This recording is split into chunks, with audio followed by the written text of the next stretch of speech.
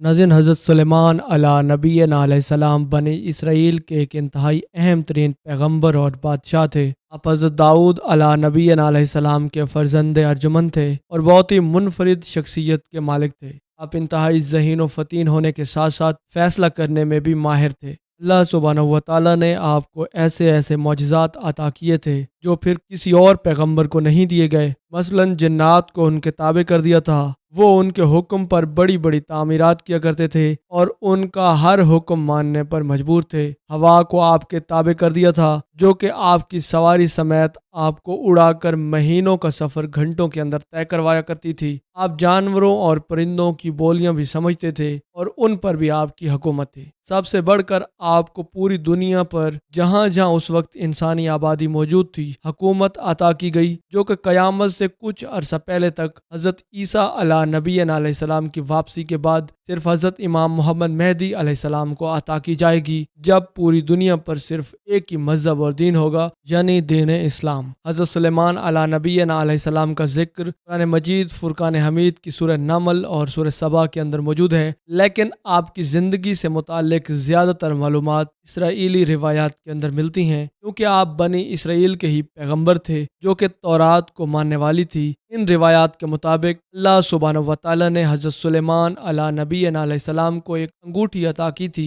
नाज़रीन, आज बॉलीवुड के अंदर भी इस नज़रिए पर कई फिल्म्स बन चुकी हैं जिनमें यह दिखाया जाता है कि अंगूठी की ताकत की मदद से कैसे एक शख्स जिन्नात और शैतानी फौज को काबू कर सकता है। मिसाल के तौर पर हॉलीवुड की मशहूर film Lord of the rings. In movies का कॉन्सेप्ट दरअसल इसराइली रिवायात से लिया गया है। नाज़रीन, हज़रत सुलेमान अला नबीना अलैहिस्सलाम की ज़िंदगी के मौजिज़ात, उनकी ज़ाती ज़िंदगी, पुरानी हवालों, इसराइली रिवायात को पढ़कर एक ऐसा नतीजा निकलता है जो कि आपको हैरान कर देगा और ऐसी मालूमात आपने इससे पहले कभी नहीं सुनी होगी। हज़रत सुलेमान अला नबीना अलैहिस्सलाम ने यह दुआ अल्लाह सुब्हानहू व तआला से क्यों मांगी थी कि ऐ अल्लाह, मेरे बाद ऐसी हुकूमत कभी किसी को मत देना जो कि मुझे दी है। क्या हज़रत सुलेमान अलैहिस्सलाम की मुलाकात वाकई दज्जाल से हुई थी और उन्होंने उसे जंजीरों के अंदर कैद करके समंदर के अंदर फेंकवा दिया था? आपकी कुर्सी पर या आपकी बादशाहत पर किस नामालूम जिस्म को लाकर रखा गया और अल्लाह सुब्हानहू व तआला ने आपको आजमाइश में डाला? इन तमाम सवालों के जवाब आज की इस वीडियो में समझने की कोशिश करेंगे। नाज़रीन, हज़रत सुलेमान अलैहिस्सलाम की वफ़ात का किस्सा और अल्लाह का उन्हें एक आजमाइश के अंदर डाल देना, जिसका जिक्र कुरान करीम के अंदर मौजूद है, हमें ऐसी मालूमात देता है जो कि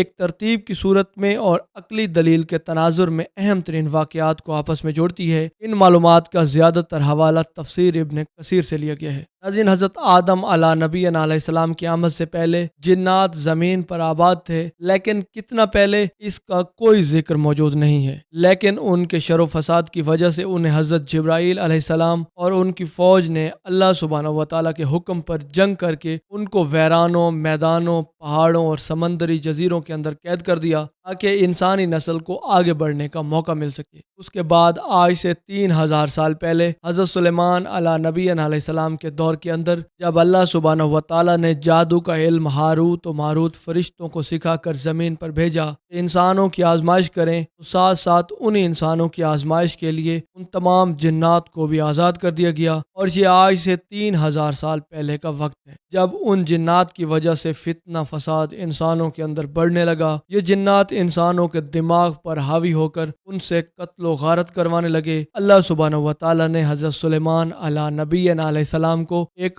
अंगूठी अता की और फरमाया कि इस अंगूठी की वजह से आज से ये तमाम जिन्नात तुम्हारे कब्जे में रहेंगे। ये आज से तुम्हारे गुलाम हैं, तुम जो चाहो इनसे करवा सकते हो। अब यहाँ पर एक बात आप पहले ही क्लियर कर लें कि इंसानी तारीख के अंदर जितने भी पैगम्बरों को मौजिज़ात दिए गए हैं वो जिस्म से जुड़े हुए थे। मिसाल के तौर पर अल्लाह सुब्हानहू व तआला ने हज़रत मूसा अला नबीना अलैहिस्सलाम को एक मुबारक आसा दिया था जो कि सांप भी बन जाता था और उसको समंदर पर मारने पर रास्ता भी बन गया था। हालांकि अल्लाह सुब्हानहू व तआला तो ये मौजिज़ात डायरेक्ट भी हज़रत मूसा अलैहिस्सलाम से करवा सकते थे, बिना किसी जलती झाड़ी के हज़रत मूसा अला नबीना अलैहिस्सलाम से कलाम भी कर सकते थे, लेकिन हम देखते हैं कि ऐसा कभी नहीं हुआ। यानी कोई ना कोई जरिया उन मौजिज़ात के लिए इस्तेमाल किया गया और मौजिज़ात ऐसे काम हैं जो कि अक्ल को आजिज कर देते हैं, यानी दुनिया के कानून को तोड़ दें, साइंस उनको साबित ही न कर पाए, क्योंकि अगर साइंस उनको साबित कर देती है वो मौजिज़ा हो ही नहीं सकता। یعنی اللہ کا قانون ہے کہ اللہ کی ذات اپنے پیغمبروں کے ذریعے معجزات دکھانے کے لیے بھی کسی نہ کسی فزیکل میڈیم کو ضرور استعمال کرتی ہے۔ حضرت سلیمان علیہ نبی علیہ السلام کے لیے یہ فزیکل میڈیم دراصل جنات تھے، جن کو اللہ سبحانہ و تعالیٰ نے ان کے تابع کیا تھا۔ یاد رہے کہ سائنس جنات کے وجود پر یقین نہیں رکھتی کیونکہ ان کو فزیکلی ثابت ہی نہیں کر سکتی۔ حضرت سلیمان علیہ نبی علیہ السلام کو یہ انگوٹھی جنات پر حکمرانی حاصل کرنے کے لیے عطا کی گئی تھی، اور میرا گمان یہ کہتا ہے یہ تمام اہم ترین معجزات یعنی ہوا کے اندر آپ کی سواری کا اڑنا، پرندوں سے باتیں کرنا،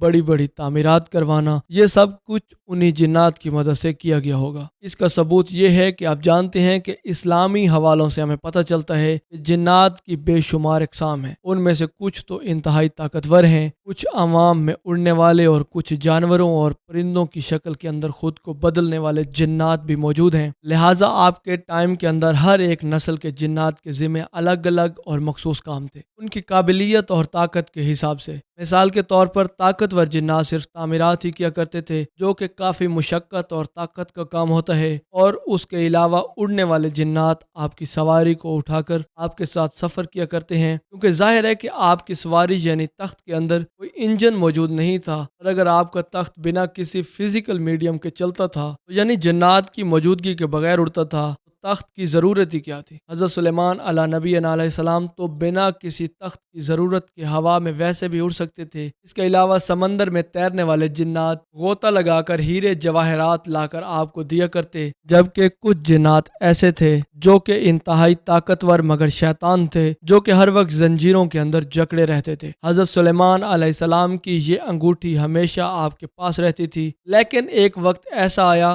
جب اس انگوٹھی کو انہی طاقتور شیطانی جنات میں سے ایک نے چوری کر لیا۔ ناظرین، اسرائیلی روایات کے اندر اس جن کا نام سخر بیان ہوتا ہے۔ حضرت سلیمان علیہ السلام کی ویسے تو 100 بیویاں تھیں، لیکن آپ سب سے زیادہ اعتماد اپنی بیوی جراوہ پر کیا کرتے تھے، اور آپ کی یہ عادت تھی کہ غسل کے وقت آپ یہ انگوٹھی اتار کر اسی بیوی کے حوالے کر کے جایا کرتے تھے۔ ایک بار اس شیطان سخر نے موقع جانا اور حضرت سلیمان علیہ نبی علیہ السلام کی شکل کے اندر آ کر آپ کی بیوی سے ہی انگوٹھی مانگی۔ آپ کی بیوی نے جن کو حضرت سلیمان علیہ السلام سمجھ کر یہ انگوٹھی اس کے حوالے کر دی، اور یہ شیطان سیدھا جا کر آپ کے تخت پر یا پھر آپ کی شاہی کرسی پر بیٹھ گیا، جہاں سے آپ پوری دنیا پر حکومت کیا کرتے تھے، اور اس نے آپ کی طرح پوری دنیا پر حکومت شروع کر دی۔ یعنی اب تمام شیطان اور جنات آپ کی سلطنت پر قابض ہو گئے، اور آپ سے یہ سلطنت چھن گئی۔ اللہ سبحانہ و تعالیٰ نے آزمائش کی خاطر خود شیطانی جنات کو ایسا کرنے کی دعوت دے دی، اور حضرت سلیمان علیہ السلام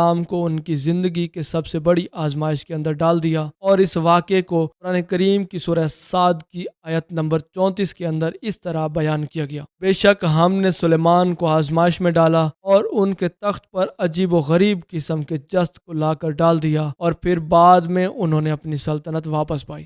عربی زبان میں اب شیطانی جن کے لیے جسد کا لفظ استعمال کیا گیا ہے، جو کہ انتہائی اہم ہے۔ یاد رہے کہ جسد ایک ایسے جسم کو کہتے ہیں جس کے اندر روح موجود نہ ہو، جیسے جسد خاکی جو ایسے انسان کے جسم کے لیے استعمال ہوتا ہے جس کی روح اس کو چھوڑ چکی ہو۔ اس لفظ جسد کا اصل مطلب کیا ہے یہ ہم ویڈیو میں آگے جا کر سمجھیں گے۔ ناظرین، اپنی سلطنت سے اسی طرح سے بے دخل ہو کر وہ ایک عام آدمی کی طرح زندگی گزارنے لگے، ایک جگہ پر جا کر مزدوری کرنے لگ گئے۔ 40 دن تک یہ سلسلہ ایسے ہی چلتا رہا۔ اس شیطان کو ہر چیز پر کنٹرول تھا سوائے آپ کی بیویوں کے۔ 40ویں دن تک جب درباریوں نے یہ محسوس کیا کہ حضرت سلیمان علیہ السلام کا رویہ انتہائی بدلا ہے اور یہ بہت ہی عجیب و غریب قسم کی یا پھر کم عقلوں والی حرکتیں کر رہے ہیں، تو انہیں یقین ہو گیا کہ آخر کچھ تو گڑبڑ ضرور ہے، اور یہ حضرت سلیمان علیہ السلام تو ہو ہی نہیں سکتے۔ لہٰذا آپ کی بیویوں اور درباریوں نے وہیں بیٹھ کر 40ویں دن تورات کی تلاوت شروع کی، تو یہ جن گھبرا کر وہاں سے بھاگ گیا، اور جاتے جاتے اس نے یہ انگوٹھی سمندر کے اندر کہیں پر ڈال دی، جس سے ایک مچھلی نے نگل لیا۔ کچھ ہی دن بعد جب حضرت سلیمان علیہ السلام اسی سمندر کے پاس عام انسانوں کی طرح مچھلی پکڑ رہے تھے، اللہ سبحانہ و تعالیٰ کے حکم سے آپ نے اس مچھلی کو پکڑا جس نے یہ انگوٹھی کھا لی تھی۔ آپ نے اس کا پیٹ چاک کیا تو یہ انگوٹھی آپ کو اس کے پیٹ سے واپس مل گئی، اور آپ کو یہ سلطنت واپس لوٹا دی گئی۔ ناظرین، اب سورہ صاد کی اس آیت کو دوبارہ پڑھیں اور یہ تمام واقعہ سمجھنے کی کوشش کریں۔ اس موقع پر انگوٹھی ملنے کے بعد حضرت سلیمان علیہ نبی علیہ السلام نے یہ دعا کی تھی کہ اے میرے پروردگار، پروردگار میرے بعد یہ حکومت دوبارہ کسی کو مت دینا، یعنی دوبارہ مجھے اس طرح کی آزمائش کے اندر کبھی مت ڈالنا۔ اب سوچیں کہ آج تک کسی پیغمبر کو یہ دعا کرنے کی ضرورت کیوں پیش نہ آئی۔ اس کے بعد کا واقعہ انتہائی حیران کن ہے، کیونکہ وہ جن جس کو جست کہہ کر پکارا گیا وہ اور کوئی نہیں بلکہ دجال تھا۔ جی ہاں، وہی دجال جو کہ قرب قیامت سے پہلے ایک بار پھر واپس آئے گا، دنیا کے لوگوں کا مسیح بن کر ایک بار پھر سے پوری دنیا پر حکومت قائم کرنے کی کوشش کرے گا، لیکن اللہ سبحانہ و تعالیٰ اس کو ایک بار پھر سے ناکام کر کے حضرت عیسیٰ علیہ نبی علیہ السلام اور ہادی برحق حضرت امام محمد مہدی علیہ السلام کو یہ حکومت عطا کریں گے۔ ناظرین، میں جانتا ہوں کہ جو دعویٰ اس ویڈیو میں کیا گیا ہے وہ انتہائی بڑا دعویٰ ہے اور اس کو سمجھنے کے لیے بہت سارے ثبوتوں کی بھی ضرورت ہے۔ اب یہ ثبوت کیا ہیں اور حضرت سلیمان علیہ السلام نے جن کو زنجیروں کے اندر جکڑ کر ایک صندوق کے اندر بند کر کے سمندر کے اندر کیوں پھینکوا دیا تھا، اس جن کو قتل کیوں نہیں کیا، اور وہ جن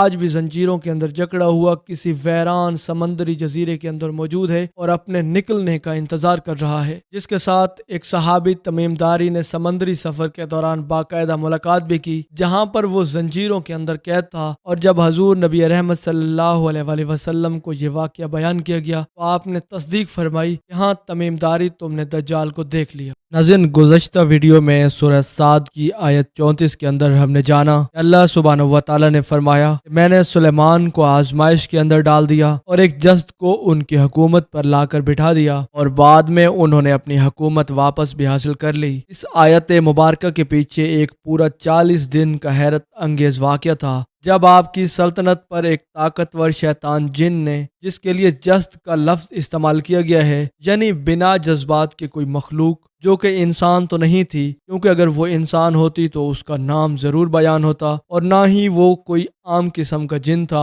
اور نہ ہی کوئی جانور تھا، کیونکہ اگر وہ ایسا ہوتا تو قرآن کریم اس کے لیے جن یا جانور کا لفظ ضرور استعمال کرتا، بلکہ اس کی بجائے خاص قسم کا لفظ استعمال کیا گیا جو کہ قرآن میں کہیں اور استعمال نہیں ہوا، یعنی کہ جست۔ اور اس جس نے ہی حضرت سلیمان علیہ السلام کی شکل کے اندر آ کر جنات پر قبضہ کرنے والی انگوٹھی کو چرا لیا اور آپ کی سلطنت پر 40 دن تک حکومت کی۔ جنات پر قبضہ کرنے والی انگوٹھی کو حاصل کرنے کے بعد حضرت سلیمان علیہ نبی علیہ السلام نے آخر کار اپنی سلطنت کو حاصل کر لیا، اور اللہ سبحانہ و تعالیٰ نے یہ دعا کی، میرے بعد دوبارہ یہ سلطنت ایسے کسی شیطان کو مت دینا، یعنی کوئی بھی مجھ سے دوبارہ اس کو چھین نہ سکے۔ یہ تمام واقعات تفسیر ابن کثیر کے اندر لکھے ہیں۔ ناظرین، کئی مفسرین نے ان آیات کی تفسیر ایسے کی ہے کہ حضرت سلیمان علیہ نبی علیہ السلام کی کرسی پر جز سے مراد دراصل وہ ایک مردہ بچہ تھا جسے لا کر رکھ دیا گیا۔ یہ تو بالکل ایک illogical اور بے وقوفانہ ترجمہ لگتا ہے، جو کہ عربی گرامر نہ سمجھنے کا نتیجہ ہو سکتا ہے، اور نہ ہی یہ کوئی سینس بناتا ہے کہ آپ کے ایک مردہ بچے کا آپ کی کرسی پر لا کے رکھنے کا، آپ کی حکومت کے چھن جانے کا اور آپ کی آزمائش کا اور پھر حکومت کو دوبارہ سے ملنے کا بھلا کیا تعلق ہو سکتا ہے۔ ناظرین، کامن سینس یہاں پر یہ کہتی ہے کہ وہ جسد حضرت سلیمان علیہ نبی علیہ السلام کی حکومت پر قبضہ کر چکا تھا، تو اسی لیے تو اللہ سبحانہ و تعالیٰ کی طرف پلٹے اور اللہ سبحانہ و تعالیٰ سے دعا کی، اے پروردگار، دوبارہ کبھی بھی اس شیطان کو یہ حکومت دے کر مجھے آزمائش میں کبھی مت ڈالنا، ورنہ آپ خود سوچیں کہ ایک مردہ بچے کو آپ کی کرسی پر لا کر ڈالنے کے بعد اس طرح کی دعا کرنے کا کیا مقصد ہو سکتا ہے۔ عظیم، جب اس شیطان کا راز فاش ہونے لگا، حضرت سلیمان علیہ نبی علیہ السلام کی بیویوں اور درباریوں نے یہ جان لیا کہ یہ سلیمان نہیں ہو سکتے۔ جاتے جاتے وہ جسد کچھ ایسا کام کر گیا کہ پہلے تو یہ لوگوں کے روح کو ناپاک کرنے میں لگا رہا، اس شیطان نے 40 دن کے اندر تمام خلاف شریعت کام شروع کر دیے، لوگوں کو برائیوں کا حکم دیا، ان برائیوں کو شریعت کہہ کر یا پھر اللہ سبحانہ و تعالیٰ کا حکم کہہ کر لوگوں کے اندر عام کیا، اور اسی جسد نے جادو کی کتابیں لکھ کر ہیکل سلیمانی کے نیچے دفن کر دیں اور لوگوں سے کہنے لگا کہ میں یہ سب معجزات اسی جادو کی مدد سے کیا کرتا ہوں۔ ناظرین، بنی اسرائیل بطور قوم یہ سب سننے کے بعد فتنے کا شکار ہو گئی اور انہوں نے اس بات پر یقین بھی کر لیا، یعنی سب نے نہیں بلکہ کچھ کمزور عقیدہ کے لوگوں نے، یہاں تک کہ حضرت سلیمان علیہ نبی علیہ السلام کی واپسی کے بعد بھی آپ کی وفات تک بنی اسرائیل کے کچھ لوگوں کا یہ عقیدہ رہا کہ آپ یہ سب کچھ دراصل جادو سے کیا کرتے تھے، یعنی شیطانی جنات کی مدد سے۔ یہ کوئی معجزات نہیں تھے بلکہ صرف اور صرف جادو کا اثر تھا۔ یہی وجہ ہے کہ یہودی قوم نے ان کتابوں کو حاصل کرنے کے لیے مسجد اقصی کی بنیادوں کو کھدوا دیا، جس پر ایک وقت کے اندر ہیکل سلیمانی موجود تھا، اور یہ کتابیں حاصل کرنے کے بعد قبالہ نامی کالے جادو کو انہی کتابوں سے سیکھ کر شیطانی جنات سے یہ رابطہ کرنے کا طریقہ بھی سیکھ چکے۔ فریمینسی اور ایلومیناٹی جیسی سیکرٹ سوسائٹی کی پارٹیز کے اندر آج بھی تمام انسانیت سوز کام ہوتے ہیں جو کہ انسانیت کی توہین اور اللہ رب العزت کی توہین کر کے شیطان کو خوش کریں۔ مثال کے طور پر انسان کی قربانی، سیکس اور شیطان کو سجدہ کروا کر ابلیس آج بھی خود انہیں دنیا پر کنٹرول کرنے کی یا حکومت کرنے کے مشورے دیتا ہے۔ ناظرین، قبالہ جادو کالے جادو کی ایک انتہائی قسم ہے، اور قبالہ کی تمام کتابیں آج بھی یہودیوں کے پاس ان کی کسی ٹاپ سیکرٹ لوکیشن پر موجود ہیں۔ اگر ہم قرآن کریم کے اندر موجود اس جزد کے لفظ پر غور کریں تو ہمیں پتہ چلے گا کہ یہ دراصل جنات کی ایک ایسی طاقتور مخلوق تھی جیسا شاید اور کوئی نہیں تھا، بالکل ایسے ہی جیسے ابلیس باقی شیطانوں سے اور جنات سے الگ ہے۔ اسی لیے خاص طور پر جن یا انسان کی بجائے یا جانور کی بجائے جسد کا لفظ استعمال کیا گیا، یعنی بنا جذبات کے کوئی مخلوق جس کی روح مر چکی ہو۔ ہمیں یہ بھی پتہ چلا کہ یہ جن اتنا طاقتور تھا کہ اپنی شکل بدل کر حضرت سلیمان علیہ نبی علیہ السلام یعنی ایک اور انسان کی شکل کے اندر ظاہر ہو گیا۔ یہاں پر یاد رہے کہ شیپ شفٹنگ کی یا اپنی شکلیں بدلنے کی صلاحیت کچھ مخصوص طاقتور جنات کے پاس ہی ہوتی ہیں۔ ناظرین، یہ جسد اتنا بڑا فتنہ تھا کہ اس نے پوری بنی اسرائیل قوم کو گمراہی میں ڈال دیا، یہاں تک کہ وہ حضرت سلیمان علیہ نبی علیہ السلام کے بارے میں کہنے لگے کہ یہ کافر ہے، یعنی یہ جادو کے ذریعے یہ سب معجزات کرتا ہے، اسے اپنے دین کی تعلیمات کی کوئی پرواہ نہیں۔ اس جسد کے بارے میں اسرائیلی روایات کے اندر دو قسم کے موقف ہیں۔ پہلا یہ کہ وہ اپنا راز فاش ہونے کے بعد وہاں سے بھاگ گیا، اور دوسرا یہ کہ حضرت سلیمان علیہ نبی علیہ السلام نے اپنی حکومت واپس لینے کے بعد اسے زنجیروں میں جکڑ کر ایک صندوق کے اندر بند کر کے سمندر کے اندر پھینکوا دیا۔ حالانکہ آپ چاہتے تو اسے قتل بھی کروا سکتے تھے، لیکن کسی مصلحت کی وجہ سے ایسا نہیں کیا۔ شاید اس وقت اللہ سبحانہ و تعالیٰ کا حکم نہیں تھا، اور یہ جسد مرا نہیں بلکہ کہیں اور سمندر کے اندر پڑا رہا، اور یہی جسد زنجیروں کے اندر جکڑا ہوا ایک نامعلوم جزیرے کے اندر آج بھی قید ہے اور اپنے باہر آنے کا منتظر ہے۔ انہی زنجیروں کے اندر جکڑا ہوا یہ ایک صحابی حضرت تمیم داری رضی اللہ تعالی عنہما کو بھی ملا تھا، جسے ان کے خدمت گزار جس کا نام جساسہ تھا اس نے بات کروائی۔ یہ بالوں سے ڈھکا ہوا ایک جانور اور انسان کا مجموعہ تھا۔ دجال نے بتایا کہ بہت جلد اس کو یہاں سے نکلنے کی اجازت مل جائے گی۔ جو لوگ یہ سمجھتے ہیں کہ دجال کہیں پر پیدا ہوگا اور پھر دنیا کے اندر اپنی خدائی کا اعلان کرے گا، وہ لوگ حضرت تمیم داری کی اس ملاقات کو کیا نام دیں گے؟ اور یہ آج سے 1400 سال پہلے کا واقعہ ہے۔ اسی دجال کو جب باہر نکلنے کی اجازت ملے گی تو یہ شیپ شفٹنگ کر کے یا پھر اپنی شکل کو بدل کر انسانوں کی صورت دنیا کے سامنے ظاہر ہوگا۔ تو اس وقت جنات اور انسان کا مکسچر ہوگا۔ اور اگر آپ کو لگتا ہے کہ ایسا نہیں تو خود سے یہ سوال کریں کہ جب دجال خود ہی یہ جانتا ہے کہ اسے کیا کرنا ہے، یعنی کیسے لوگوں کے اندر فتنے کو ڈالنا ہے اور اس کو کیا سزا ملنی ہے، یہ سب جان کر وہ یہ سب کچھ کیوں کرنا چاہتا ہے؟ اس کا جواب ہے کہ وہ ایک ایسا گناہ پہلے ہی کر چکا ہے جس کی سزا کاٹنے سے پہلے اسے وہاں سے نکلنے کی اجازت مل گئی۔ بالکل ایسے ہی جیسے شیطان کو اپنے گناہ کی سزا ابھی نہیں ملی، وہ خود بھی جانتا ہے کہ قیامت کے دن اس کا کیا انجام ہونے والا ہے، لیکن پھر بھی انسانیت کو قیامت تک گمراہ کرنا چاہتا ہے۔ ایک وقت میں اللہ سبحانہ و تعالیٰ کی سب سے لاڈلی امت رہنے والی قوم بنی اسرائیل نے بھی کئی گناہ کیے ہیں۔ مثال کے طور پر اپنے پاس آنے والے کئی انبیاء کو قتل تک کر دیا، لیکن اس جرم کی سزا ان کو ابھی تک نہیں ملی بلکہ قرب قیامت ملنے والی ہے۔ یہی وہ جسد ہے جو کہ دوبارہ ایک انسانی شکل کے اندر آ کر وہ تمام معجزات کر کے دکھائے گا جو کہ انسان نہیں بلکہ جنات کی ایک مخصوص نسل ہی کر سکتی ہے، اور وہ ہزاروں سالوں سے اس کا منتظر ہے، کیونکہ جنات کی عمریں کئی ہزار سالوں پر محیط ہو سکتی ہیں، تقریباً 10,000 سال تک بھی۔ جس کی ایک مثال ہمارے سامنے ابلیس ہے، وہ بالکل اسی طرح سے لوگوں کی روح کو مردہ کرے گا، لوگوں کی روحانیت کو ختم کرے گا جیسے اس کی روح مر چکی ہے، اس کے اندر جذبات تک موجود نہیں۔ اور آپ جانتے ہیں کہ شیطان تو بالکل یہی کام کرتا ہے، لوگوں کی روح کو خریدتا ہے دنیا کے اندر ان کو کامیابی دینے کے بدلے میں، اور یہی جست ایک بار پھر سے کرے گا۔ حضرت سلیمان علیہ نبینا علیہ السلام کی سلطنت کو دوبارہ حاصل کرنے کی کوشش کرے گا، خود کو لوگوں کا مسیح بنا کر پیش کرے گا۔ ظاہر ہے کہ وہ سب کام کرے گا جو کہ مسیح کر سکتا ہے، تبھی تو لوگ اس پر یقین کریں گے۔ لیکن اس بار اصل مسیح یعنی حضرت عیسیٰ علیہ نبینا علیہ السلام اس کی خواہش کو پورا نہیں ہونے دیں گے اور اسے باب لد کے مقام پر قتل کریں گے۔ اب آپ سوچیں کہ سمندر کے اندر جکڑا ہوا ایک صندوق کے اندر پھینکنے کے بعد آخر آزاد کیسے ہو گیا اور ایک ویران جزیرے پر اس نے پناہ لے لی؟ آخر اس کا ثبوت کیا ہے؟ ناظرین، اس کا ثبوت قرآن کریم فرقان حمید کی سورہ سبا کی آیت نمبر 14 میں موجود ہے، جب اللہ سبحانہ و تعالیٰ نے حضرت سلیمان علیہ نبینا علیہ السلام کی موت کا واقعہ بیان فرمایا۔ ناظرین، اس آیت مبارکہ کے دو لفظ انتہائی اہم ہیں، ایک تو دابۃ الارض یعنی زمین کا جانور، اور دوسرا منسا۔ ان دونوں الفاظ کا ترجمہ تقریباً ہر ایک مفسر نے غلط کیا ہے، اس آیت کے مطلب کو سمجھا ہی نہیں گیا۔ ترجمہ اور تفسیر کے اندر لکھا ہے جب حضرت سلیمان علیہ نبینا علیہ السلام کی وفات کا وقت قریب آیا، وہ اپنی ایک لاٹھی کے سہارے ایک خاص حالت کے اندر 1 سال تک موجود رہے، اور جنات انہیں دیکھ کر ڈر کے مارے مشقت کے کام یعنی تعمیرات کرتے رہے،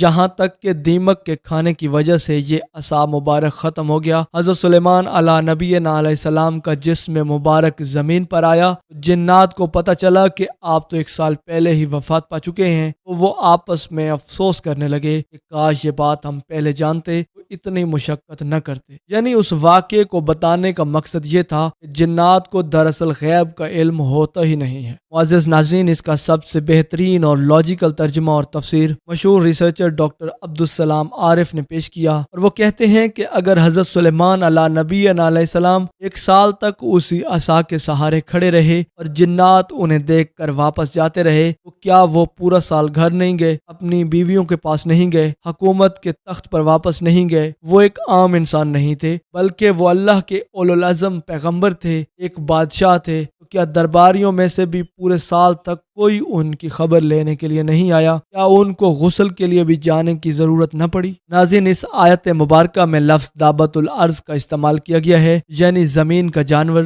جو کہ قیامت سے پہلے نکل کر لوگوں سے کلام کرے گا۔ بالکل یہی جانور اس وقت بھی نکلا تھا جس نے حضرت سلیمان علیہ نبینا علیہ السلام کا منسا کھا لیا تھا، جسے ان لوگوں نے لاٹھی لکھا ہے۔ حالانکہ عصا یا لاٹھی کے لیے تو قرآن کریم پہلے ہی لاٹھی کا لفظ استعمال کر چکا ہے۔ حضرت موسیٰ علیہ نبینا علیہ السلام کے عصا کے لیے ڈاکٹر عبدالسلام کے مطابق پورے قرآن کریم کے اندر دوبارہ کسی منسا کا لفظ استعمال نہیں کیا گیا سوائے ایک وقت کے، جب اللہ سبحانہ و تعالیٰ نے عرب کے لوگوں کو نصیحت فرمائی کہ اپنی مرضی کے مطابق مہینوں کو مت بدلا کرو، یعنی وقت کے ساتھ چھیڑ چھاڑ مت کیا کرو، کیونکہ اس وقت کے عرب لوگ اپنے فائدے کے لیے ایسا کرتے تھے، کیونکہ کبھی مہینے کو 29 دن کا کر دیتے تو کبھی 30 دن کا کر دیتے، تاکہ کبھی تو حرام مہینے کا کہہ کر جنگ سے بچ جائیں، تو کبھی مالی فائدہ حاصل کرنے کے لیے یعنی کاروبار کو بڑھانے کے لیے حج جیسے مقدس فریضے کی تاریخ کو بھی تبدیل کر دیتے۔ یعنی کہ قرآن کریم کے مطابق یہ دراصل کوئی ایسا منفرد آلہ تھا جو کہ وقت کو بدل سکتا تھا، جسے دابۃ الارض زمین سے نکل کر کھا گیا۔ جب آپ کی وفات ہوئی تو یہ جست واپس آ کر بیٹھ گیا اور اس نے اس منسا سے یعنی وقت سے چھیڑ چھاڑ کرنا شروع کر دی۔ بار بار ٹائم کو ریورس کر کے حضرت سلیمان علیہ السلام کو جنات کے سامنے دکھاتا رہا۔ جنات کو بھی لگتا تھا کہ آپ ابھی زندہ ہیں، اور یوں 1 سال تک جنات کو بے وقوف بناتا رہا۔ آخرکار اللہ سبحانہ و تعالیٰ کے حکم سے زمین کے ایک جانور نے زمین سے باہر نکل کر اس منسا کو یا پھر اس آلے کو فوراً سے کھا لیا اور کہیں پر غائب ہو گیا۔ یہی جست یعنی دجال جب ایک بار پھر سے زمین پر آئے گا تو تو اسی منصا کو حاصل کر لے گا اور وقت کے ساتھ پھر سے چھیڑ چھاڑ کرے گا۔ اس لیے تو نبی رحمت صلی اللہ علیہ وآلہ وسلم نے فرمایا دجال کا پہلا دن 1 سال کے برابر ہوگا، دوسرا دن 1 مہینے اور تیسرا دن 1 ہفتے کے برابر ہوگا اور پھر باقی دن نارمل ہوں گے۔ دجال ایک بار پھر سے اسی منصا کی مدد سے وقت کو چھیڑ چھاڑ کر کے بدلے گا اور ایک بار پھر سے اسی منصا کو کھانے کے لیے اللہ سبحانہ و تعالیٰ اس دابت الارض کو زمین سے نکالیں گے، جو کہ قیامت کی ایک بہت بڑی نشانی ہے۔ ناظرین، اب آپ میں سے بہت سارے لوگ یہ سوچتے ہیں کہ جب اس جسد کو قید کر دیا گیا تھا اور وہ اس وقت سے ایک جزیرے کے اندر قید ہے، تو اس معاملے کے وقت وہ آزاد کیسے تھا؟ اس بات کا جواب ہمیں ایک صحیح حدیث مبارکہ سے ملتا ہے، جس میں حضرت ابو ہریرہ رضی اللہ تعالی عنہما سے روایت ہے کہ حضور نبی رحمت صلی اللہ علیہ وآلہ وسلم نے فرمایا کہ رمضان کے پہلے دن شیطانی جنات کو زنجیروں میں جکڑ کر قید کر دیا جاتا ہے، بالکل اسی طرح سے جسد یعنی دجال کو صحیح وقت آنے تک باہر نکلنے سے روکنے کے لیے اللہ سبحانہ و تعالیٰ نے اس کو زنجیروں کے اندر قید کر دیا ہے، جس ایک صحابی حضرت تمیم داری سے 1400 سال پہلے سمندر میں ایک جزیرے پر ملاقات بھی ہوئی اور اللہ سبحانہ و تعالیٰ کے رسول نے اس بات کی تصدیق بھی کی کہ ہاں تم نے اس کو دیکھ لیا۔ ناظرین، اس ویڈیو کے آخر میں بس اتنا کہوں گا، یہ سب کچھ ہماری عقلی دلیل اور سمجھ ہے، لازم نہیں کہ سب کچھ اسی طرح سے ہوا ہوگا، یعنی کچھ تھوڑا بہت فرق بھی ہو سکتا ہے، کیونکہ ہم بھی عقل کل نہیں رکھتے، ہم سے بھی کسی بات کو سمجھنے میں غلطی ہو سکتی ہے، لیکن ہم نے پوری کوشش کی ہے کہ قرآنی آیات کے حوالوں سے صحیح حدیث اور اسرائیلی روایات کو جو کہ قرآن کریم کے موقف کو سپورٹ کرتی ہیں، ان کو ملا کر کوئی نتیجہ نکالا جا سکے، کیونکہ قرآن کریم میں حضرت سلیمان علیہ نبینا علیہ السلام کی زندگی سے متعلق اور دجال کے متعلق بہت کم معلومات موجود ہیں، لیکن پھر سوال پیدا ہوتا ہے کہ اگر اتنی کم معلومات حضرت سلیمان علیہ نبینا علیہ السلام کی زندگی کے متعلق موجود ہیں تو ہم اس بارے میں اتنی زیادہ غور و فکر آخر کیوں کر رہے ہیں؟ اس بات کا جواب قرآن مجید فرقان حمید کے اندر موجود ہے۔ خود اللہ سبحانہ و تعالیٰ کا حکم ہے کہ جو کلام پاک میں نے تم پر نازل کیا اس پر غور و فکر کرو، اسے سمجھ کر حق بات تک پہنچنے کی کوشش کرو، اور ہم وہی کرنے کی کوشش کر رہے ہیں۔ ناظرین، یہ تھی ہماری آج کی تحقیقی اور تاریخی ویڈیو۔ اس امید کے ساتھ اجازت چاہیں گے کہ آپ کو ہماری یہ ویڈیو سیریز پسند آئی ہوگی۔ ملتے ہیں بہت جلد ایک نئی دلچسپ اور علم سے بھرپور ویڈیو میں، اب تک کے لیے اللہ نگہبان۔